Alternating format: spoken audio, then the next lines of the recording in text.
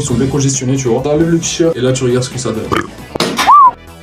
Abuse pas non plus du bas, tu vois. Tu vas pas mettre 160 d'un côté, tu vas mettre 0 de l'autre, tu vois. Là, c'est pas bien. Je fais une petite niche. Donc frérot, petite séance, grosse séance push aujourd'hui. Attends, mais pourquoi il est déréglé le truc? Ouais, là, ça a l'air un peu mieux. Grosse séance push, on commence par du bench comme d'habitude. En fait, malheureusement, j'ai pas les bandes de poignée, donc je vais devoir prendre un peu moins lourd. Je pense que les 200 kg à la fin de l'année, ça va être difficile. Mais vas-y, c'est parti. Parce que j'aurais bien aimé, quoi. Parce que moi, j'ai des bandes, mais j'en ai plus. J'en ai plus qu'une, donc ça sert à rien. Donc frérot, pour commencer cette séance push comme d'habitude, on part par du bench, puisqu'en gros, j'ai un gros objectif de 200 kg avant la fin de l'année au bench. Mais bon, ça va être un peu difficile. Oh frérot, attends, là, je me filme pas bien, mais vas-y. En fait, genre, ça va être un peu difficile, sachant que genre, j'ai pas de bande. Et je vais voir comment ça va se passer, mais non, je vais prendre beaucoup moins lourd que d'habitude, malheureusement. Bon, allez, c'est parti, on part à 60. Et frérot, j'ai pu parler avec un frérot aujourd'hui à moi qui me disait ouais, pour lui les bandes c'est pour les salopes, et beaucoup de ses potes lui ont dit les bandes c'est pour les salopes. Mais frérot, c'est pas du tout vrai. La technique c'est en gros, au lieu d'avoir les coudes genre comme ça, tu les rapproches, tu tends la... En fait, t'essayes de tendre la barre comme ça, tu vois, pour que tu vois ce que je veux dire ou pas, genre comme ça. Les avant-bras. Exactement, il faut que genre tous tes trucs soient alignés, genre tu tords comme ça, il faut que genre tout soit aligné, tu vois. Bon, 95, ouais, si tu peux mettre le clip, ce serait pas mal. Juste passe derrière au cas où on sait jamais. Parce que là, j'ai pas les trucs. Non, là je pars en Larsen. En fait, les bandes ça va juste te servir à pas te faire mal et pas avoir du tendinite comme moi, parce que je me suis fait tellement mal gros à force de pas mettre les bandes.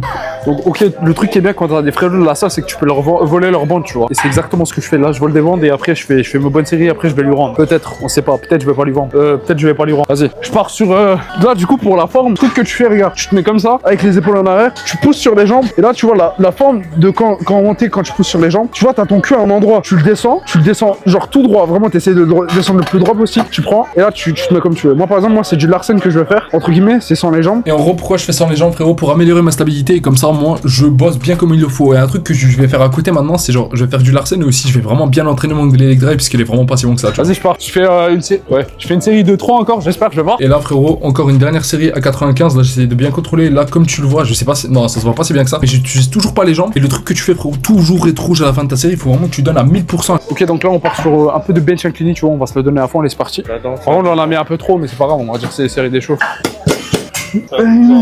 Et frérot, je crois on a tous le même problème, mais c'est trop une galère de placer, genre de placer ce banc à la Smith, c'est impossible. Genre à chaque fois que je le fais, j'ai l'impression que j'arrive à encore moins bien le placer qu'avant, tu vois. Ok, donc là on passe à 40.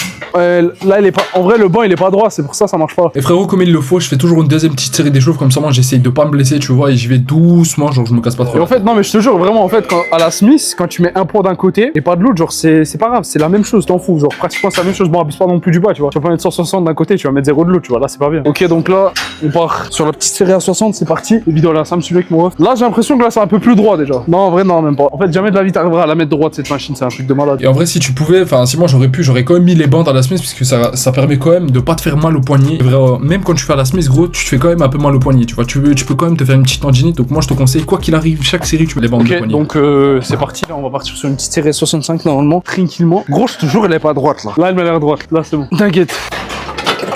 Et pour la forme frérot, à la Smith, le truc que tu fais c'est tu poses, regarde, tu essaies de poser doucement et après tu vas très très fort, genre regarde là, tu descends doucement, comme ça regarde, hop, et après tu pousses très très fort, vraiment tu pousses le plus fort possible, c'est exactement comme ça que tu dois faire à chaque série, regarde-moi ça. Et tu pousses, et là faut vraiment que t'en aies plus à la fin. Allez ouais, j'ai envie de lâcher un gaz mais vas-y, j'ai pas envie d'asphyxier tout le monde donc on va éviter. Allez, vas-y. Oh la guillotine. J'en fais 3 ou 4, j'en fais 6. En vrai, les avantages d'utiliser la Smith au lieu de faire genre uniquement avec les haltères, c'est que déjà de 1 t'es plus stable, et en plus de ça, genre tu arrives à beaucoup mieux sentir tes pecs, je trouve. En plus de ça, t'as moins de chances de te faire mal. En plus, c'est plus sécuritaire, et en plus, à chaque fois, tu descends toujours au même endroit, donc moi je trouve que c'est meilleur, tu vois. Non, c'est mal à l'épaule, j'ai une petite niche. Comme je t'ai dit, vraiment, je t'ai bien expliqué, tu congestionnes les tétons à chaque fois avant de show off. Comme ça, moi, genre tes tétons ils sont bien congestionnés, tu vois. T'enlèves le t-shirt et là, tu regardes ce que ça donne. Moi, en vrai, ça va. Niveau pec et tout, oh frérot, je te jure que c'est un truc de malade, genre ce que j'ai pris au niveau des pecs en 2 ou 3 ans. Je te mettrai une petite photo de moi avant ici pour que tu vois bien le truc. Genre voilà ce que ça donne, le physique humilé. Niveau triceps, ça va, j'ai un petit point fort, ça a l'air d'aller. Parce que j'ai fait triceps aussi hier, mais malheureusement j'ai pas pu te montrer parce que entre guillemets il y avait trop de monde en fait. Et j'ai eu entre guillemets un peu la flemme de filmer, un peu la flemme de flotter tous les visages. Donc frérot, voilà ce que ça donne. Regarde les pecs qui bougent bien. Donc frérot, quoi qu'il arrive frérot, on est 3 rangs, moi, toi et Dieu frérot. Donc prends soin de toi, je te fais des gros bisous, je t'aime fort, allez salut.